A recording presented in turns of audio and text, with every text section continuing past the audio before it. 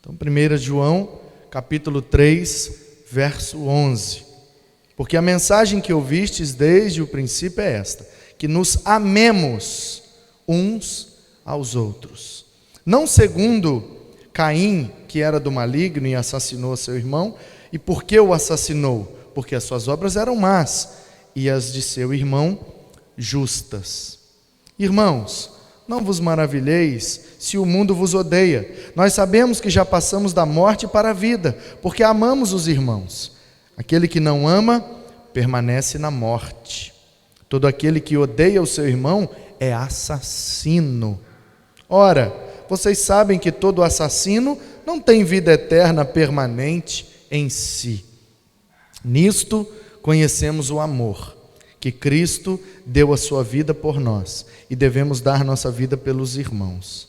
Ora, aquele que possuir recursos deste mundo e vir a seu irmão padecer necessidade e fechar-lhe o seu coração, como pode permanecer nele o amor de Deus? Filhinhos, não amemos de palavra, nem de língua, mas de fato e de verdade. E nisto conheceremos que somos da verdade, bem como perante Ele tranquilizaremos o nosso coração. Pois se o nosso coração nos acusar, certamente Deus é maior do que o nosso coração e conhece todas as coisas. Amados, se o coração não nos acusar, tenhamos confiança diante de Deus, e aquilo que pedimos dele, receberemos, porque guardamos os seus mandamentos e fazemos diante dele o que lhe é agradável. Ora, o seu mandamento é este: que creiamos em o nome de seu Filho, Jesus Cristo, e nos amemos uns aos outros, segundo o mandamento que nos ordenou. E aquele que guarda os seus mandamentos permanece em Deus, e Deus permanece nele. E nisto conhecemos que ele permanece em nós, pelo Espírito que nos deu. Amém. Amém. Quero falar com vocês sobre a verdadeira marca de um cristão, ou a maior característica do crente. O cristão tem várias marcas, e um crente genuíno, verdadeiro, tem várias características. Mas hoje eu quero falar com vocês sobre a maior de todas as características, e a marca que não pode deixar de existir num cristão. E essa marca, essa característica, é exatamente o amor. E é o que o João disse aqui.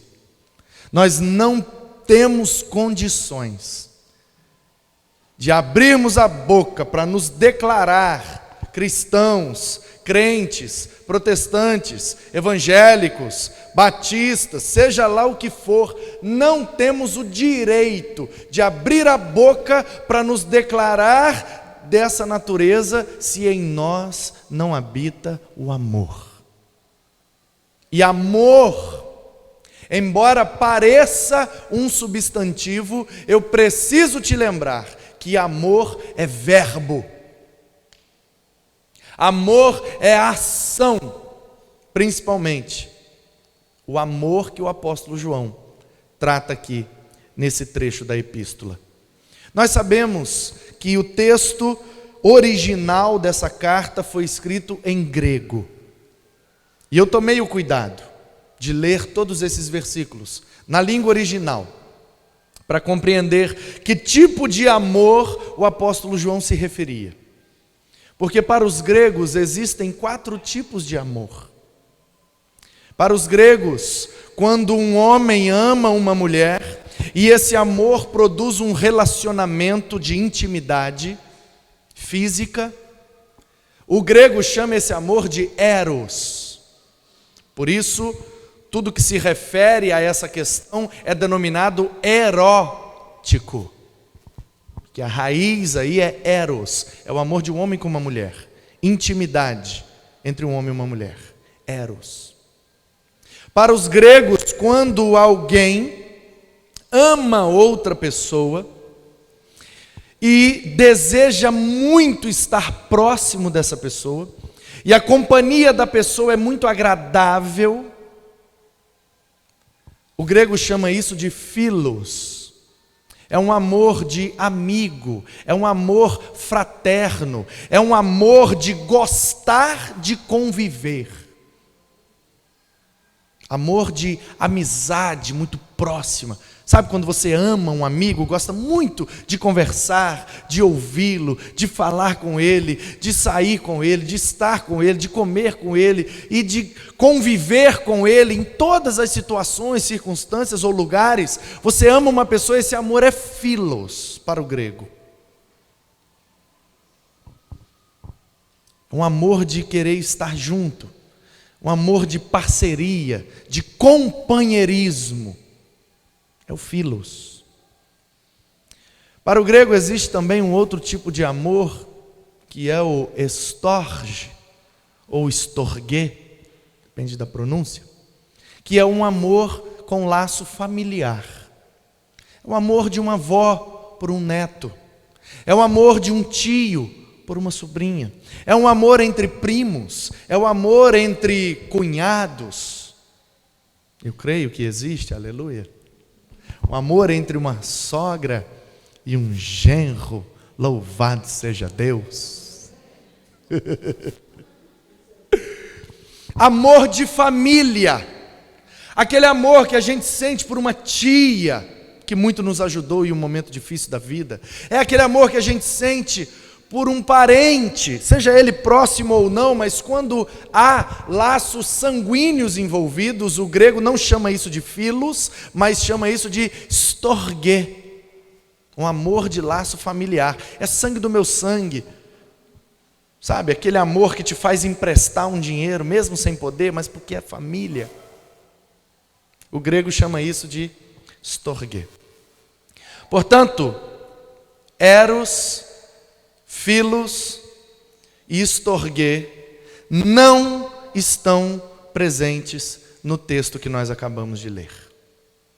A única palavra que foi traduzida aqui por amor, ou pelo verbo amar, amemos, agaposune, amemos, é o amor ágape, que é para os gregos um amor incondicional, não tem condição para amar, e sacrificial, um amor que exige renúncia, um amor que exige sacrifício, um amor que exige, em algumas situações, inclusive a morte daquele que ama, para salvar a vida daquele que é amado. Quando o apóstolo que escreveu essa epístola escreve o Evangelho, no capítulo 3, verso 16, ele diz: porque Deus amou o mundo de tal maneira que deu o seu Filho, o único Filho, o unigênito, para que todo aquele que nele crer não pereça, mas tenha a vida eterna. Eu te pergunto, qual será a palavra que o João usou naquele versículo? Porque Deus amou o mundo. Não foi eros, não foi philos, não foi storge, foi ágape. Deus nos amou com um amor incondicional e sacrificial. Porque de acordo com a nossa condição, não merecíamos o seu amor, porque somos pecadores. Então era preciso que Ele se sacrificasse por esse amor. E é por isso que Ele deu.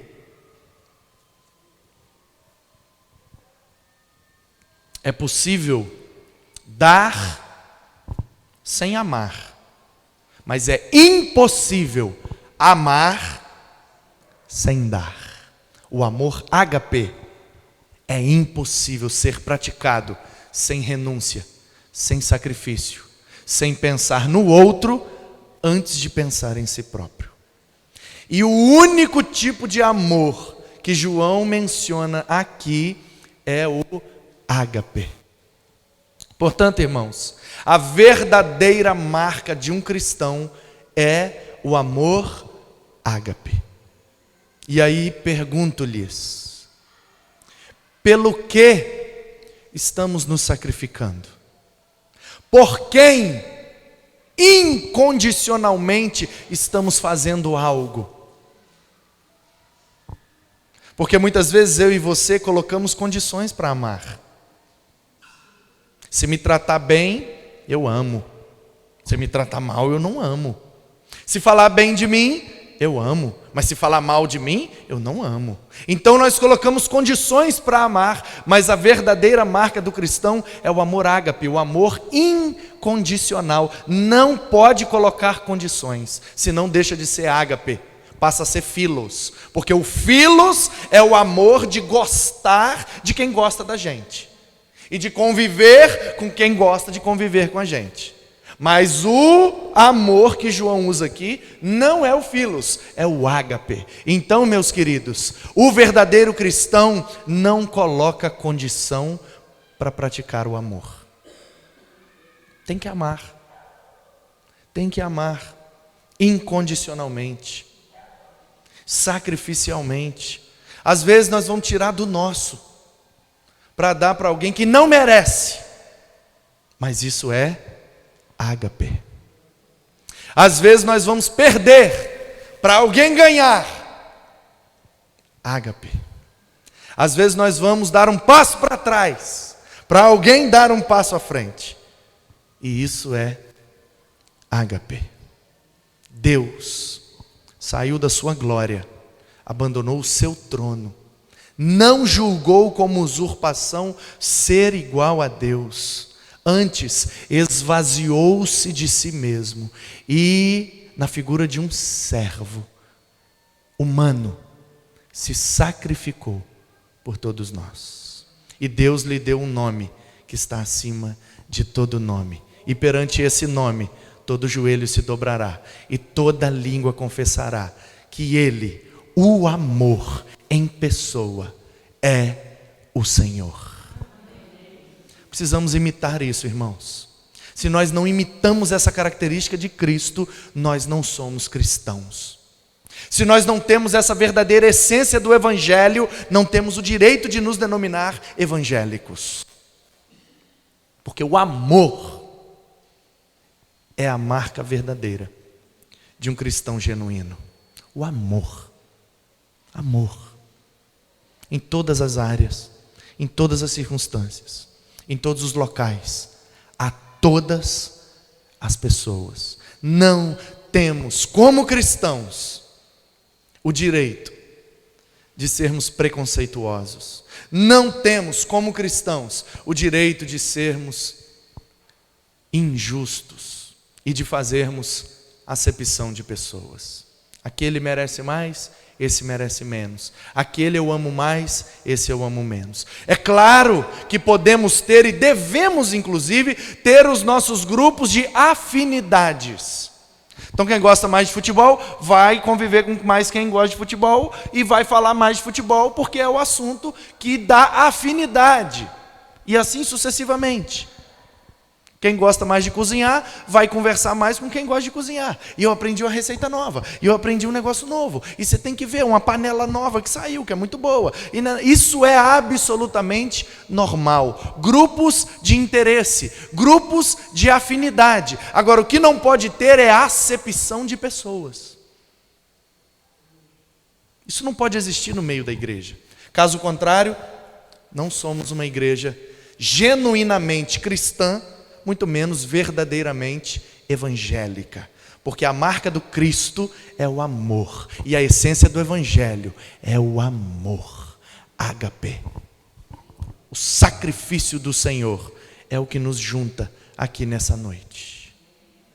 O amor de Deus derramado em nossos corações é o que nos une, é o que nos faz sermos o corpo de Cristo. E como é que você abraça uma pessoa. Você já viu alguém abraçar com a cabeça? Como é que dá um abraço com a cabeça? Imagina, o púlpito está aqui, eu quero abraçar o púlpito, mas eu não vou usar o corpo. Eu só posso usar a cabeça. E eu quero demonstrar para o púlpito que eu amo, que eu acolho, que eu abraço, que eu aceito. Como é que eu vou só usando a cabeça? O máximo que eu vou fazer é, né? Será que ele vai entender que isso aqui é um gesto de carinho, de cuidado? Agora, se eu abrir os braços e fizer isso aqui, ó, ele se sente amado, se sente querido, se sente protegido, se sente cuidado. Então eu preciso te lembrar que nós não somos cabeça. O cabeça é o Cristo. Nós somos o corpo. E quem abraça é o corpo. A cabeça não abraça. A cabeça manda a ordem neurológica para os braços se abrirem e contraírem no abraço.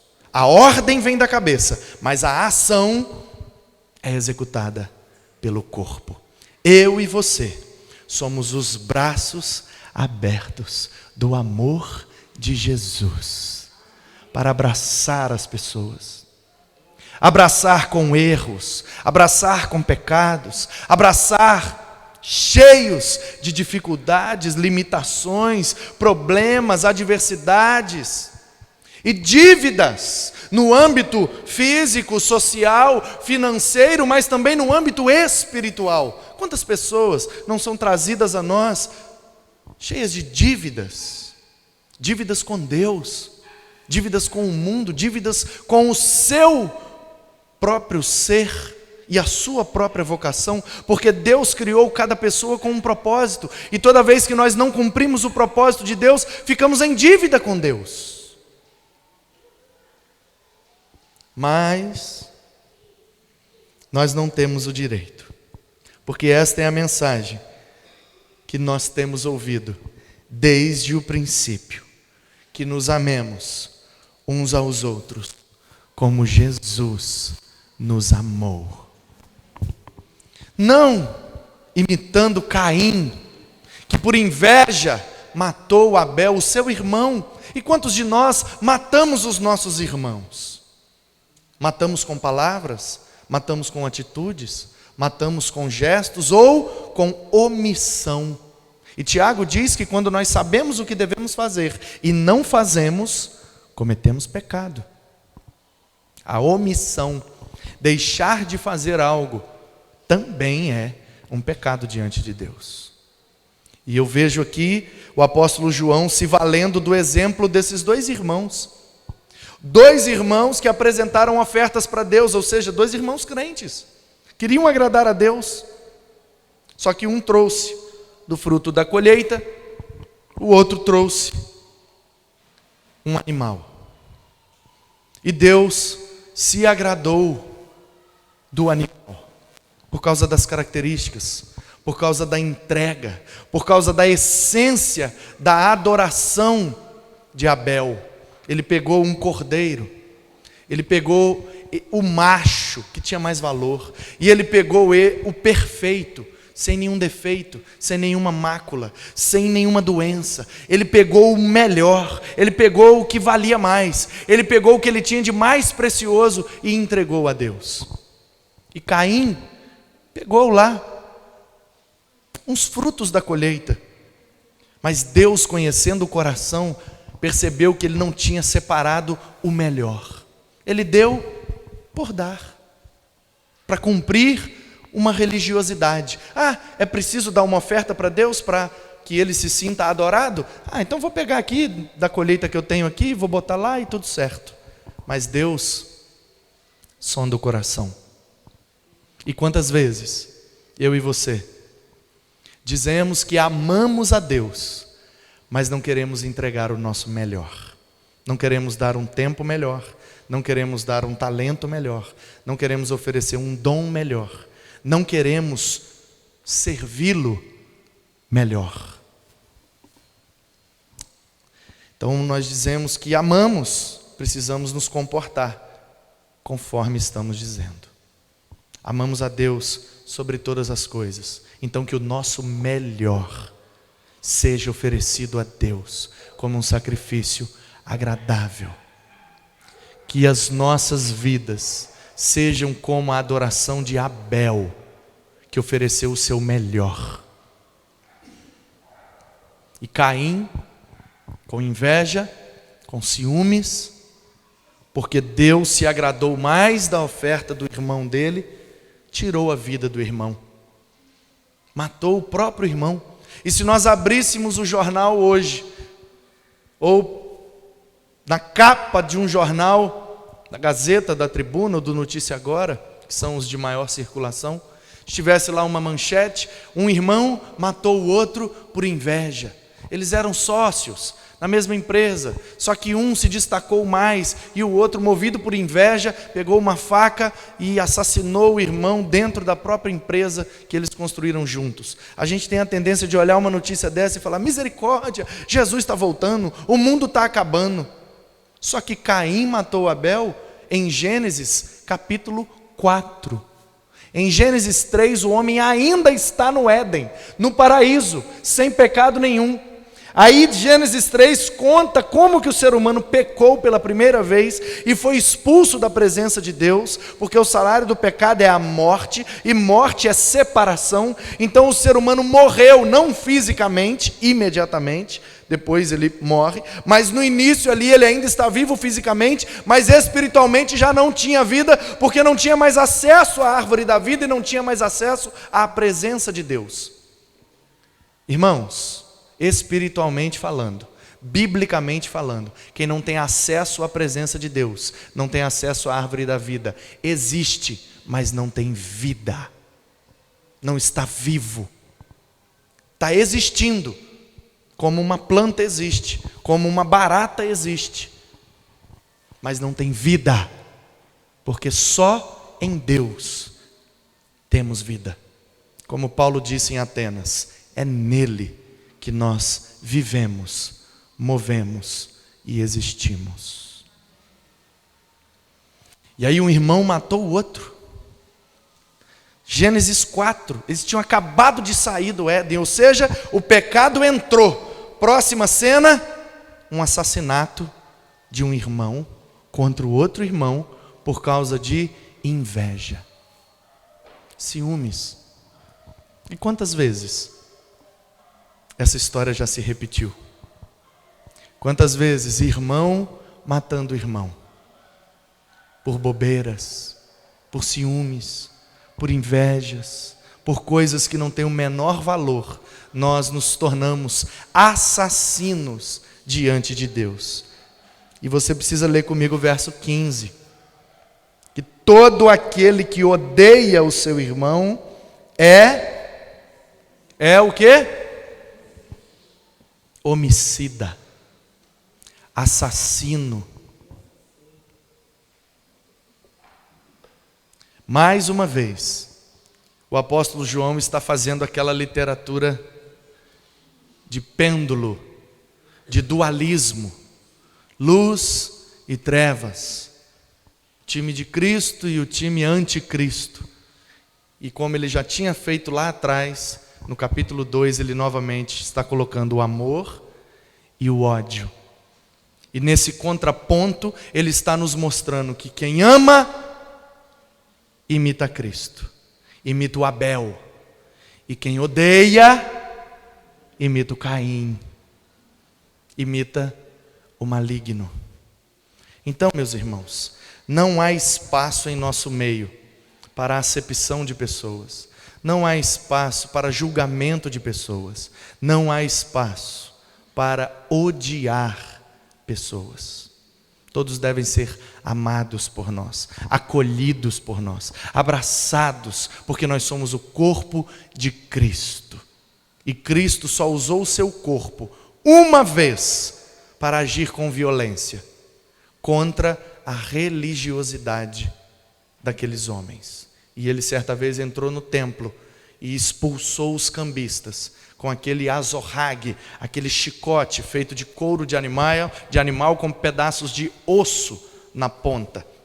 E ele bateu, bateu, aquilo era usado para bater em animal, para domar animais selvagens, e ele então com um chicote daquele bate nas mesas e espanta os cambistas que estavam ocupando, segundo Dom Richardson, o pátio dos gentios. Então a religiosidade judaica tomou conta do templo e eles se sentiam donos daquele lugar e eles faziam com aquele lugar o que eles queriam.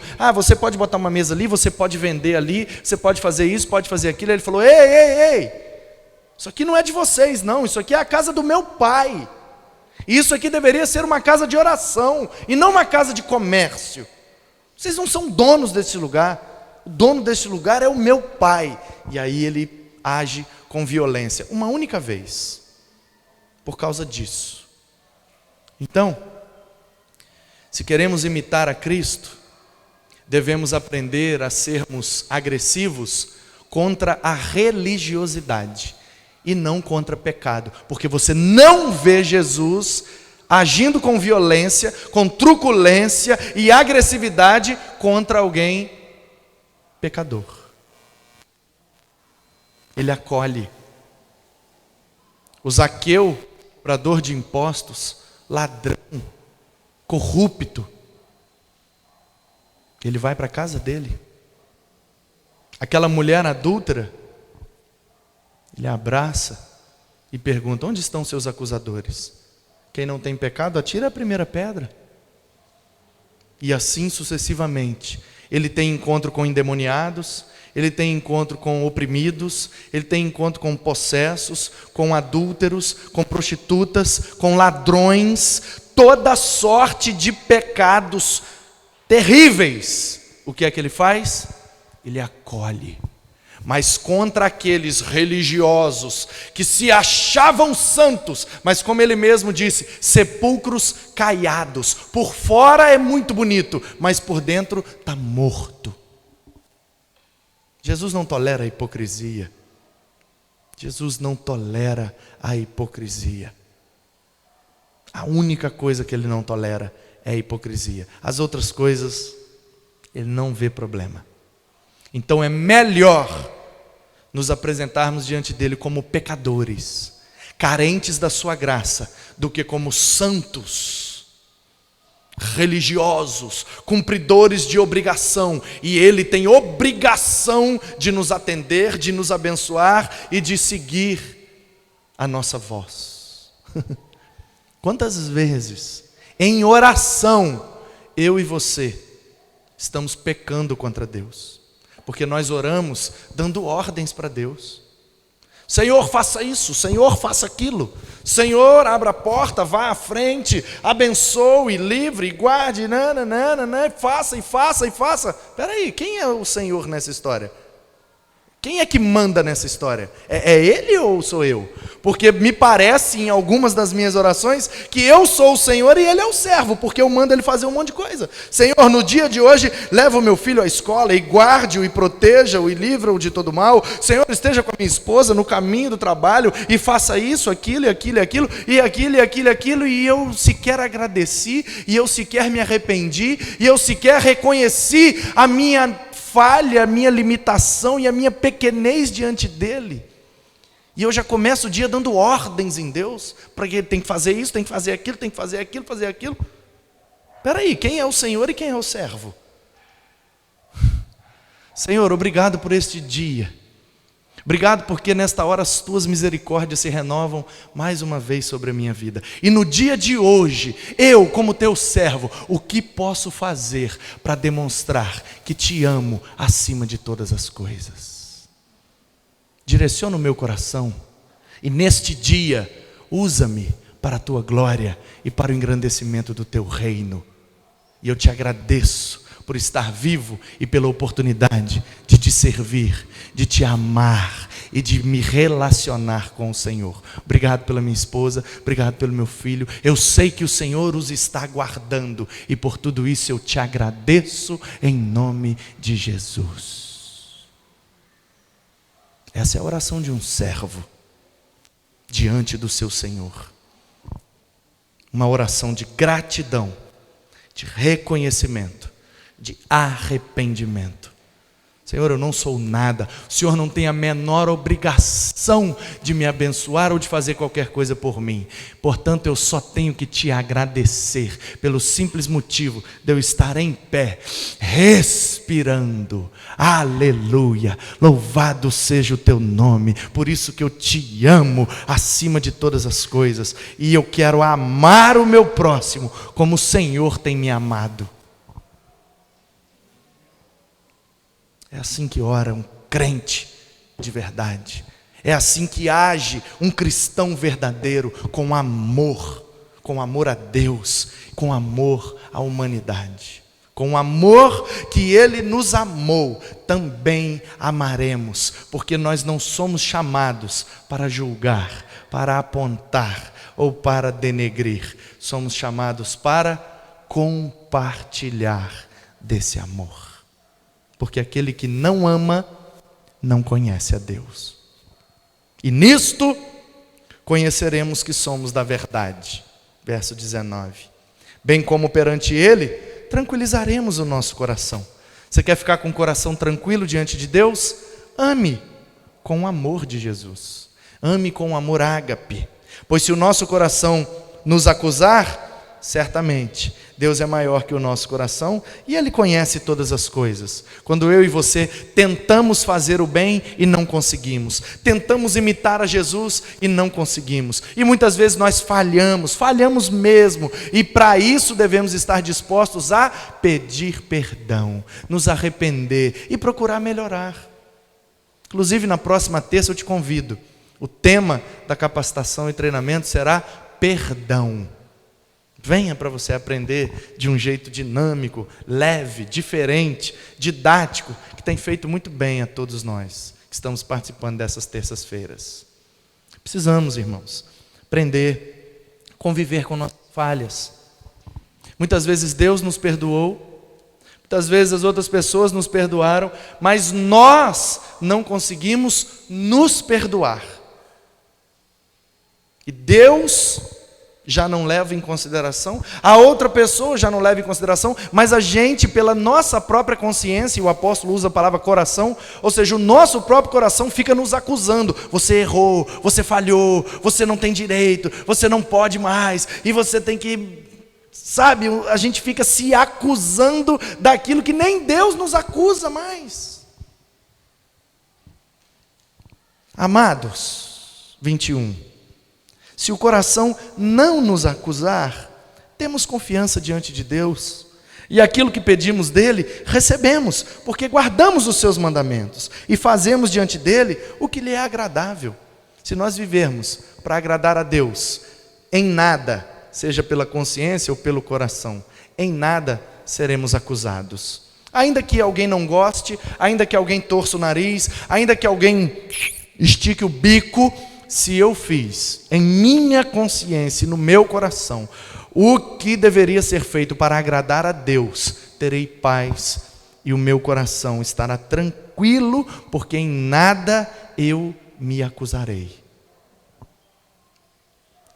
Ora, o seu mandamento é este: que creiamos em o nome de seu Filho Jesus Cristo e nos amemos uns aos outros, segundo o mandamento que nos ordenou. E qual é o mandamento de Cristo? Ame a Deus sobre todas as coisas, e o próximo como eu te amei.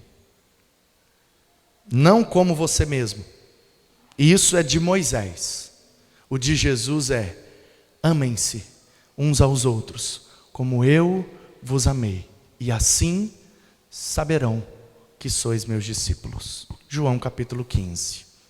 Então, meus irmãos, por isso o João é considerado o apóstolo do amor, porque ele é o cara que mais toca nesse assunto, o cara que mais usou o verbo ou a palavra ágape no Novo Testamento foi o João.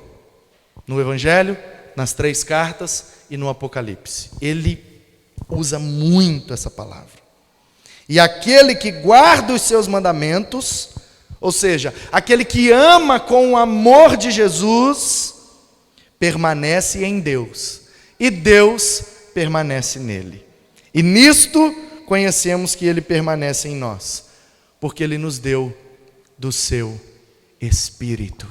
Aí o João está dizendo assim: quando nós aceitamos, quando nós convertemos, quando nós nos rendemos a Ele, Ele, pelo seu poder, gera em nós uma nova criatura, um novo ser, e nos regenera pelo poder do seu Espírito, e nós nos tornamos templo, morada desse Espírito. E esse Espírito estando em nós, a primeira coisa que produz é amor.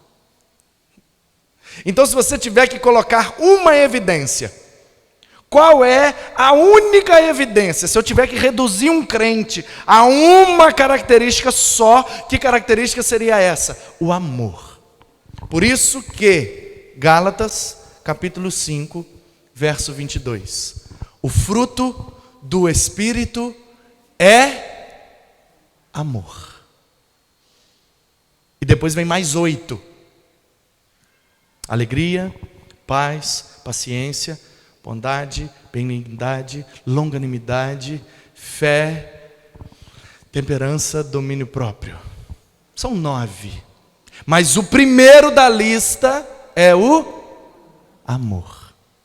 Porque o amor é a maior evidência de que o Espírito habita em nós. O amor é a marca de um verdadeiro cristão. Que o amor dele encha a sua vida, para que você possa extravasar, jorrar como água viva desse amor e contaminar, no bom sentido, com amor todos aqueles que estão ao seu redor. Ame a Deus. Ame as pessoas. Ame com amor ágape.